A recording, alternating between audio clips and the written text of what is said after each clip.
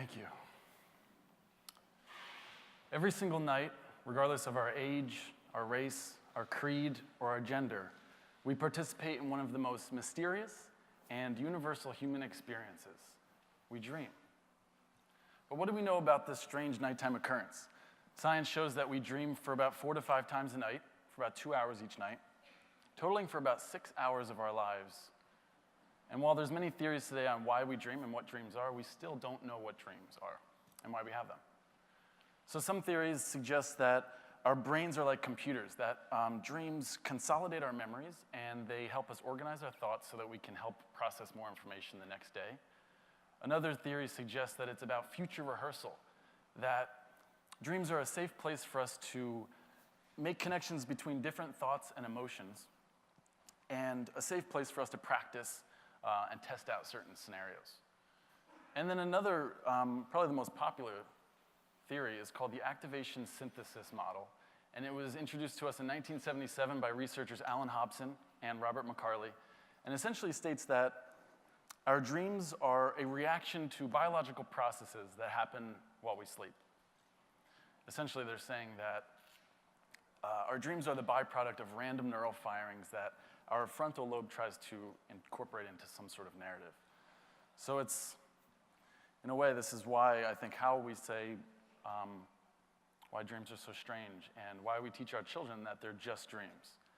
But history teaches us something else. To the Australian Aborigines and many shamanic and indigenous cultures throughout the world, dreams were thought to take place on a separate reality that existed parallel to and overlapping this reality, this physical one.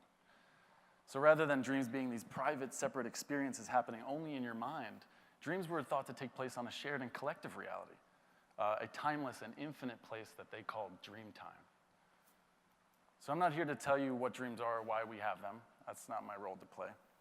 But I can tell you from my own personal journey that dreams are powerful and transformative experiences. In the 2 hours in which we dream every night, we can find insight, guidance, clarity, even self-discovery. But more than that, dreams can show us a bigger picture of who we are and remind us that we are the dreamers of our lives, both in waking and in sleep. So when I was a teenager, I would carry around a totem in my pocket. And this item took many forms over the years. At one point, it was a 50-cent plastic monkey. At another time, it was a 9mm bullet that I found. And then later, it was this compass. And what it was, it didn't matter. It was really, every time I saw it, I was supposed to stop and ask myself this seemingly strange question: am I dreaming? And I wasn't just an awkward teenager with too much time on his hands. I was training myself to become a lucid dreamer. And the idea was simple. If I continuously asked myself in my waking state, am I dreaming? That same habit will carry over into my dreams. Soon I'll find myself dreaming, and I'll ask myself, am I dreaming? Yes, I am. The first time, or one of the first times it happened, I remember I was standing in my room, and it was dark, and I remember standing up, and I was like, did I get up to go to the bathroom? And I couldn't remember, so I just tested. I was like, maybe I'm dreaming. And I jumped up, and I floated to the ceiling, and my hands went through the roof. Jackpot. I was in, I thought. But for those who don't know, what is a lucid dream? So a lucid dream is a dream in which you know you're dreaming. So you're asleep, but you have waking awareness in the dream state. So normally when we wake up in our dream, when we wake up in the morning and we recall our dreams, the memories can seem a bit fragmented or foggy or wispy, and often we think that's the dream. And we're mistaken here, because that's not the dream itself. That's just the memory of the dream. Our dreams have a present moment just as rich and vivid as this moment right now. Awakening to that present moment is the key to lucid dreaming.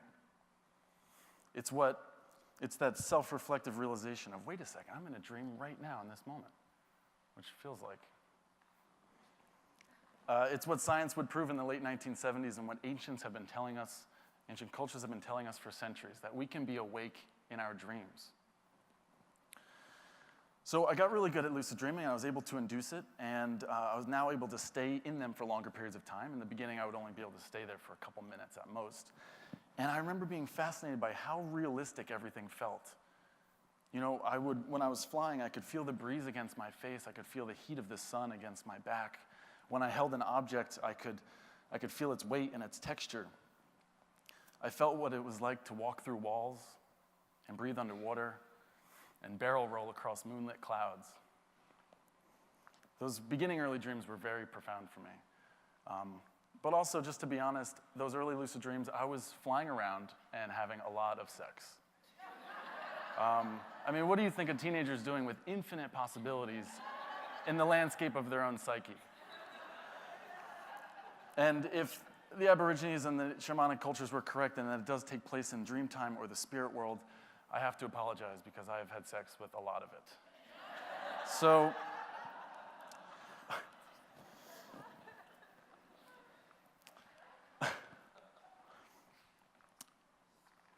that just totally pulled me out of it. So then things started to change for me. It was less about fantasy fulfillment for me at this point. I was very curious about how did things work in this dream world. I remember thinking, if I could figure out things here in the dream world, maybe I could find some new insights into my waking life. If I could figure out how I create the dream, maybe I could figure out how I create my reality.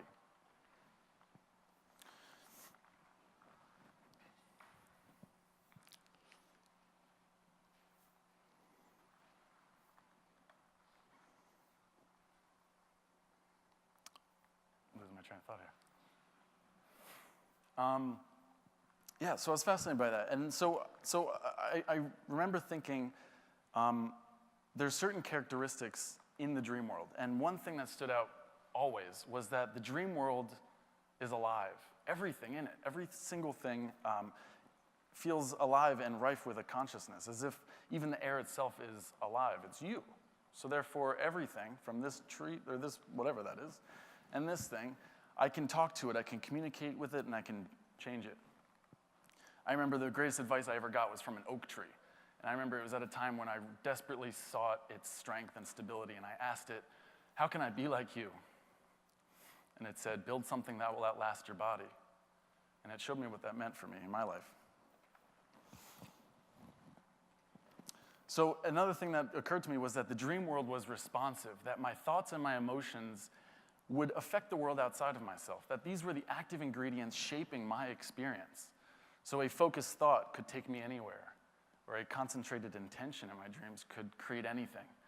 The dream world was a mirror of me and my inner state.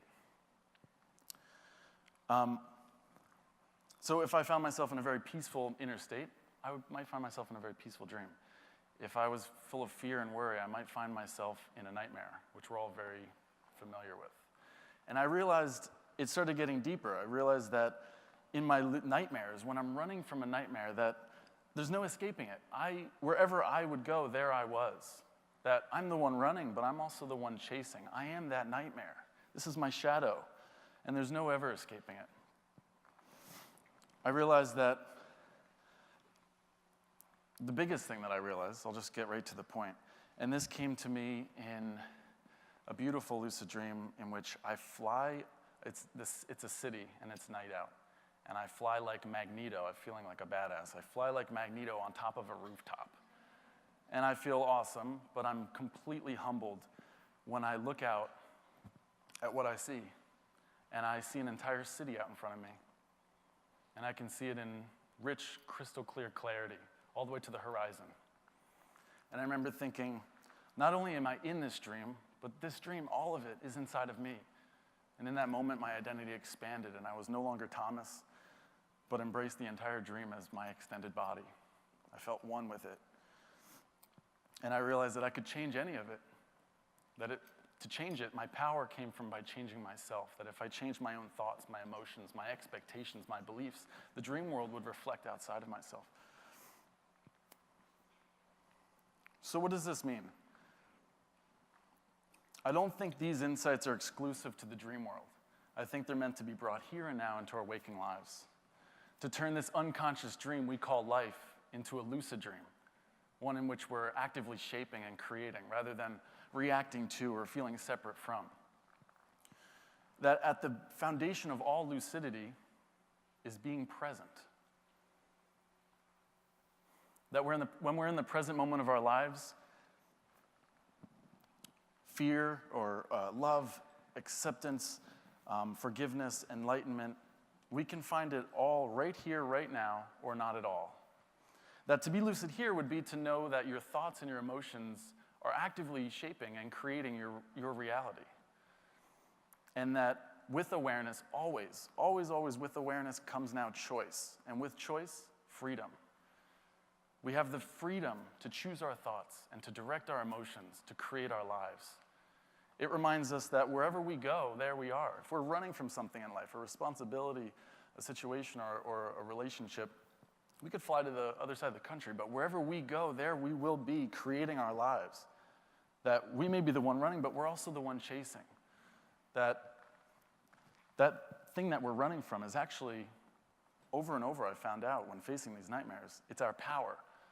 It's not meant to hurt you. We call them dark, not because they're bad, but because they're unconscious, because we need to give them our light. These parts of our psyche need our acceptance and to be integrated into us. And ultimately, that if we want to change the dream, if we want to change the dream of our life, that there's nothing outside of us. That to change the dream, we must change ourselves. We must make a shift within, change our thoughts, our emotions, again, our expectations, our beliefs.